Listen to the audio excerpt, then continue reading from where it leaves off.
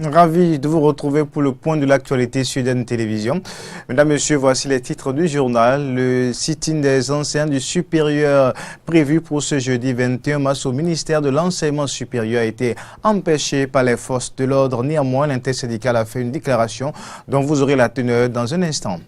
Les femmes du ministère de l'Agriculture, de l'Élevage et de la Pêche ont célébré la Journée internationale de la femme ce jeudi. Célébration faite en présence du ministre Gaston Dossoui. Les images également à retrouver dans cette édition, puis clarification des rumeurs faisant état du licenciement abusif de certains agents contractuels de l'État de 2014 étant à terme de leur contrat. Ces derniers ont rapporté des précisions dont vous aurez également les détails dans un instant.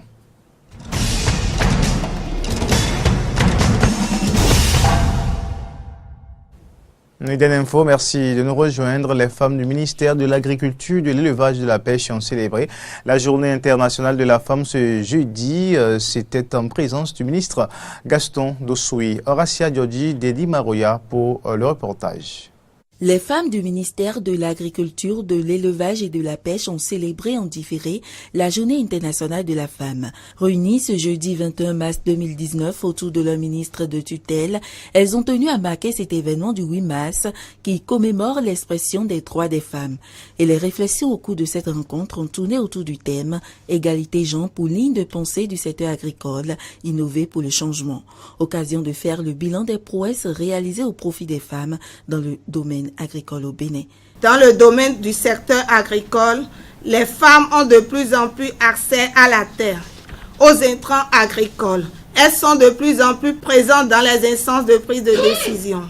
Aussi, plusieurs projets du secteur agricole soutenus par les partenaires techniques et financiers, à savoir l'Union européenne, la GIZ, la coopération technique belge, s'investissent à accompagner les femmes à travers plusieurs projets pour assurer leur autonomisation.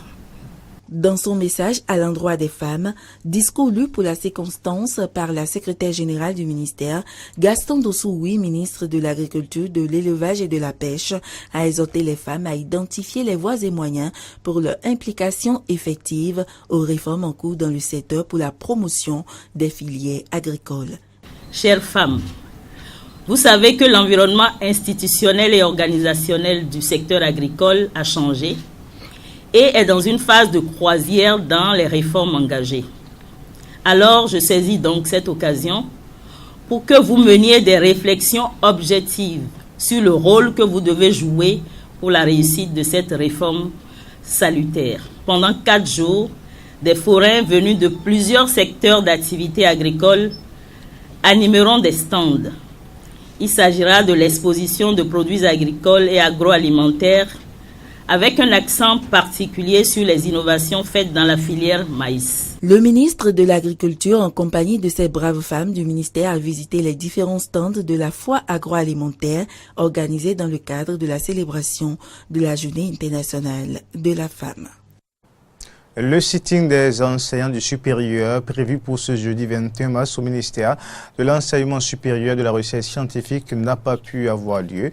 Cette manifestation pour protester contre la nouvelle mesure de désignation des directeurs d'école et doyens des facultés dans les universités nationales du Bénin a été empêchée par 2 arrêtés, celui du préfet et celui du maire. Mécontent, l'intersyndicale des enseignants du supérieur dans une déclaration revenue sur les points de revendication. Elle exige entre autres la démission du ministre Odile Atanasso. Propos recueillis par Aristide Sétien et Damien Pedro. Vu la déclaration rendue publique et transmise à Madame la ministre de l'Enseignement supérieur et de la Recherche scientifique au cours du sitting du 31 janvier 2019 pour exiger, entre autres, l'annulation, la suspension des élections dans les UNG, un acquis fondamental des universitaires en vigueur depuis plus de 35 ans au Bénin. Considérant les actions graves menées suite au sitting du 31 janvier 2019 par le MRS visant à recenser les enseignants du supérieur ayant pris part à cette manifestation SP du 3 mars 2018, et arrêté municipal de l'année 2019, brandi par le MRS pour interdire la tenue d'un deuxième sitting sont anticonstitutionnels et dignes d'une époque révolue et des régimes de terreur que les peuples béninois ont toujours combattus et vaincus. Les enseignants du supérieur, réunis au sein de l'intersyndicale des universités nationales du Bénin, font aussi l'amer constat qu'au lieu de prendre des mesures pour permettre un terme à la crise, Madame la ministre multiplie des actes graves qui n'expriment rien d'autre que sa volonté de détruire l'enseignement supérieur public. En conséquence, et dans le souci de faciliter une sortie rapide de la crise, les enseignants du supérieur exigent la démission de Madame la ministre de l'enseignement supérieur et de la recherche scientifique, Marie-Odile Atanasso, et un message d'excuse à tous les enseignants à qui elle a adressé des demandes d'explication. En plus, nous rappelons au chef de l'État et son gouvernement les principales exigences des universités, à savoir le retrait du décret 2018-441 du 20 septembre 2018 portant suspension des élections dans les universités du Bénin, l'annulation de toutes les nominations et la reprise des élections des chefs d'établissement dans toutes les UNB. L'intersyndicale invite tous les enseignants du supérieur en position de commandement en ce moment à éviter de se faire complice de la remise en cause des libertés publiques, un principe essentiel dont les enseignants du supérieur béninois du Bénin sont à toutes les époques les premiers défenseurs.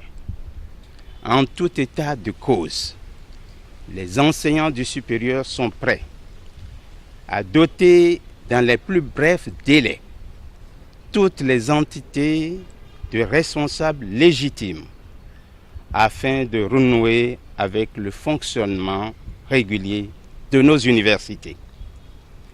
Ils tiennent par ailleurs seul le gouvernement pour responsable de toutes les déconvenues qu'engendrait sa volonté d'opérer par un coup de force une liquidation de la démocratie universitaire et les libertés fondamentales. Oui, pour la démission de Madame la ministre Marie-Odile Atanasso. Démission de Madame la ministre Marie-Odile Atanasso. Non à la nomination des chefs d'établissement. Non à la nomination des chefs d'établissement.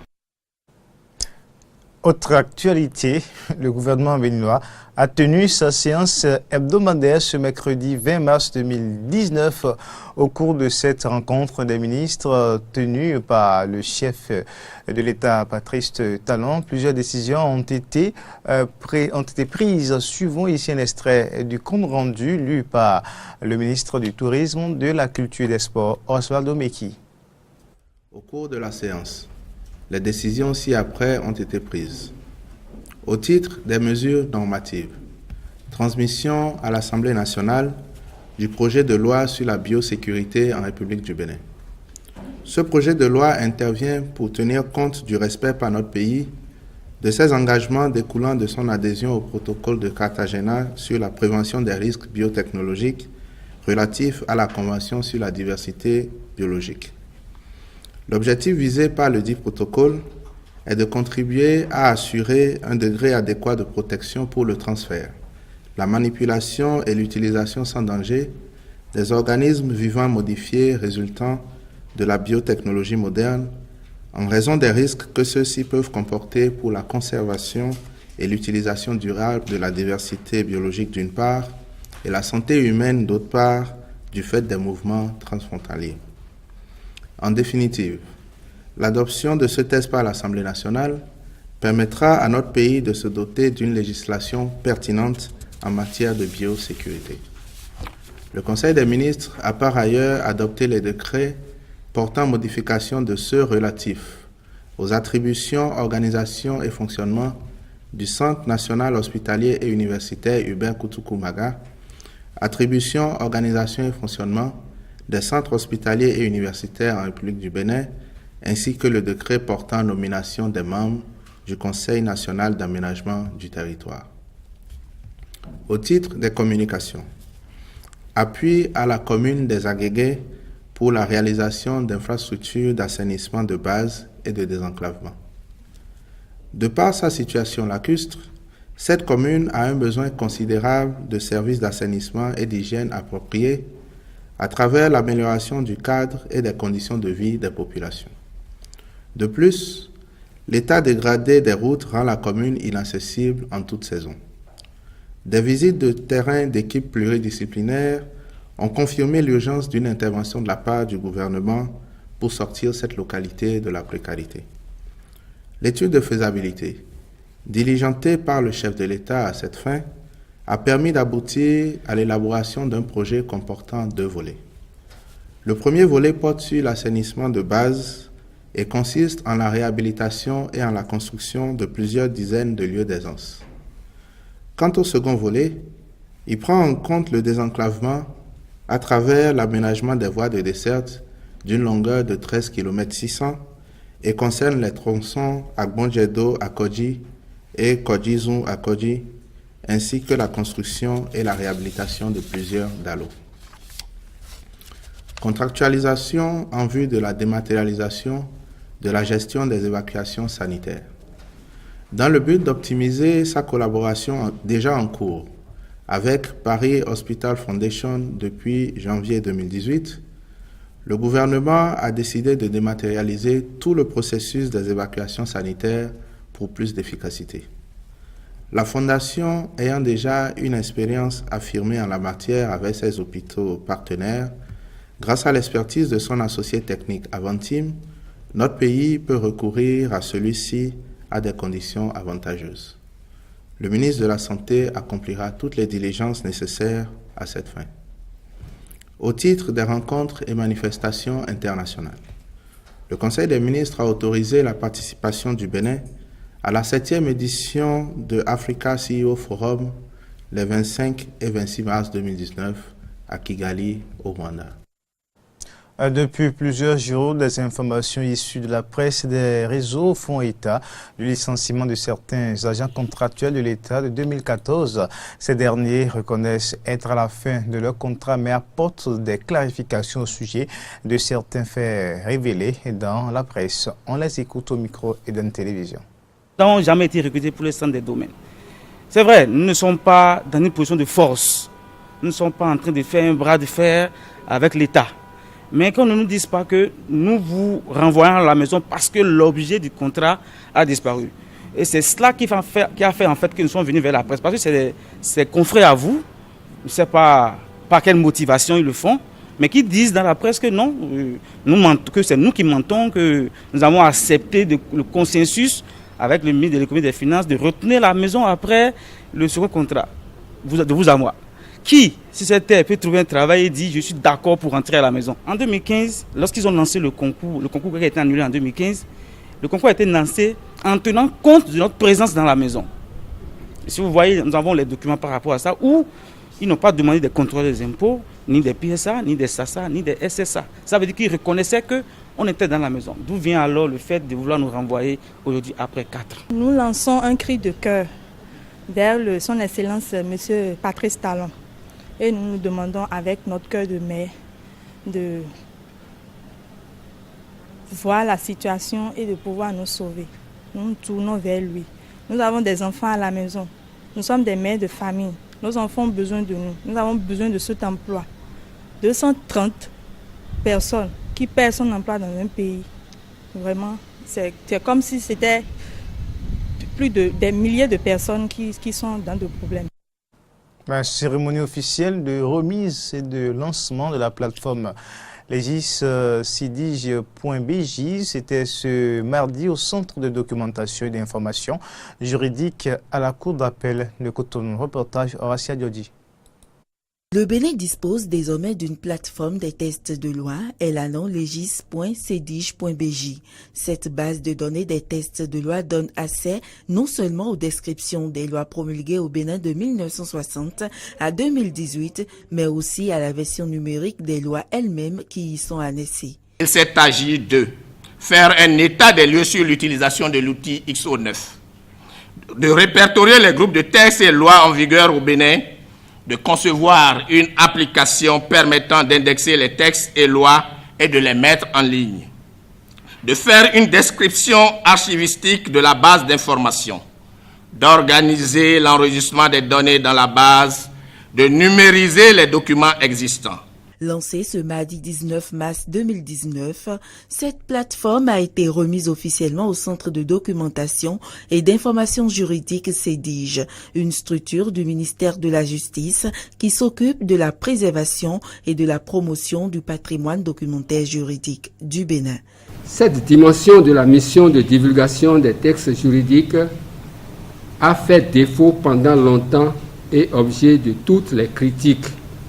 En effet, l'une des missions du CEDIGE est de, je cite, servir non seulement comme bibliothèque juridique, mais aussi comme centre de divulgation des décisions des cours et tribunaux, des lois et autres informations juridiques. La plateforme promulguée a été réalisée grâce à l'appui du Programme des Nations Unies pour le développement PNUD à travers le projet d'appui à l'amélioration de l'accès à la justice et de la reddition des comptes. Les Nations Unies, plus précisément le Programme des Nations Unies pour le développement, vient de démarrer son cycle de coopération avec le Bénin, donc qui doit couvrir la période 2019-2023. Et l'un des problèmes identifiés lors de l'analyse situationnelle a été le problème de l'accès des populations vulnérables à l'information. Je reste confiant que le site ainsi créé sera régulièrement mis à jour et abondamment consulté. C'est un défi que nous devons relever. Pour le représentant du ministre de la Justice, cette initiative s'inscrit dans la continuité des différentes actions du ministère de la Justice qui vise à rendre plus concrète une justice équitable et plus accessible aux justiciables. La mise en place de cette base de données fait donc partie des actions concrètes prônées par la politique nationale du secteur de la justice et entre en droite ligne dans la mise en œuvre du programme d'action du gouvernement, notamment l'axe stratégique 2, le premier pilier, intitulé « La promotion d'une justice indépendante, efficace et accessible à tous ». Mieux, elle contribue à une meilleure sécurité juridique et judiciaire. Le site legis.cedige.bj est déjà accessible et peut être consulté par tous les citoyens à la recherche d'informations juridiques crédibles. On a adopté de nouvelles stratégies et défini de nouvelles orientations dans la lutte contre la désertification au Bénin. C'est l'objectif du Comité national de lutte contre la désertification. Les membres du dit comité se sont retrouvés ce mardi pour faire le point de leurs activités. Il s'agit de la première session pour le compte de l'année 2019. Voici le compte rendu. Session du Comité national de lutte contre la désertification pour le compte de l'année 2019 à Cotonou. Les cadres partenaires techniques et financiers dont la coopération allemande, les structures non gouvernementales et collectivités décentralisées se sont réunis pour faire le point des activités menées en 2018 et planifier celles de 2019. Nos terres sont devenues un peu improductives et nous sommes dans le comité pour assurer que le gouvernement fait tout ce qui est en son pouvoir pour éviter la dégradation des terres, réduire et aussi réhabiliter des terres qui sont dégradées. Et nous sommes dans cette dynamique. Le phénomène de dégradation et d'appauvrissement des terres touche plus de 60% des sols au Bénin. La partie septentrionale de notre pays est vraiment dégradée. Et lorsqu'on revient un peu maintenant vers le sud, le centre aussi, il y a des zones qui sont dégradées. Et lorsqu'on descend complètement vers le sud. Il y a aussi le sud qui est dégradé. Mais on a quelques sols qui sont naturellement riches, qui sont, même si ils sont utilisés, le niveau de dégradation n'est pas pour autant élevé. Mais ces sols-là, c'est souvent les vertisols. Les effets de cette dégradation sont surtout ressentis dans le domaine agricole, a confié la représentante de l'Association des femmes agricultrices du Bénin. Quand on dit que nos terres sont dégradées, c'est qu'elles ne sont plus productives. Et nous constatons ça sur le terrain avec les femmes agricultrices. La production baisse. Face à l'ampleur de cette dégradation et à la perte progressive de la fertilité des sols, la présente session est l'occasion pour ces acteurs de proposer de nouvelles stratégies pour renforcer la lutte contre la dégradation des terres au Bénin, a déclaré Eloge Lima, représentant le ministre du Cadre de Vie. Je voudrais donc nous exhorter à redoubler d'efforts pour amener notre pays à éviter la dégradation de ces terres, réhabiliter ou restaurer les terres et paysages dégradés en vue d'améliorer les conditions de vie des populations vulnérables. La coopération allemande réaffirme à cette occasion son soutien au Bénin dans la gestion durable des terres. La coopération technique allemande, à travers la GIZ, soutient les différents pays partenaires, dont le Bénin, depuis plus de 40 ans, afin de contribuer à leur développement durable. Dans le cadre de la lutte contre la désertification, la gestion durable des terres a une place de choix. C'est pourquoi, à travers l'initiative spéciale Un seul monde sans fin, la GIZ y accompagne le Bénin avec la mise en œuvre depuis mars 2015 du projet Protection et réhabilitation de sols pour améliorer la sécurité alimentaire. La première session du Comité national de lutte contre la désertification a été rehaussée par la présence de Sandrine Geoffrey du Mécanisme mondial de la Convention des Nations Unies pour la lutte contre la désertification. Et maintenant, l'actualité hors du Bénin. En France, une vingtaine de militantes féministes envahissent le siège de l'Ordre des médecins pour réclamer des sanctions disciplinaires contre des responsables du syndicat de gynécologues Singoff qui a brandi la semaine dernière la menace d'une grève des avortements. Reportage. Une partie des militantes et également quelques militants avaient symboliquement revêtu des blouses blanches tachées de faux sang pour dénoncer la prise en otage des femmes par le Singoff.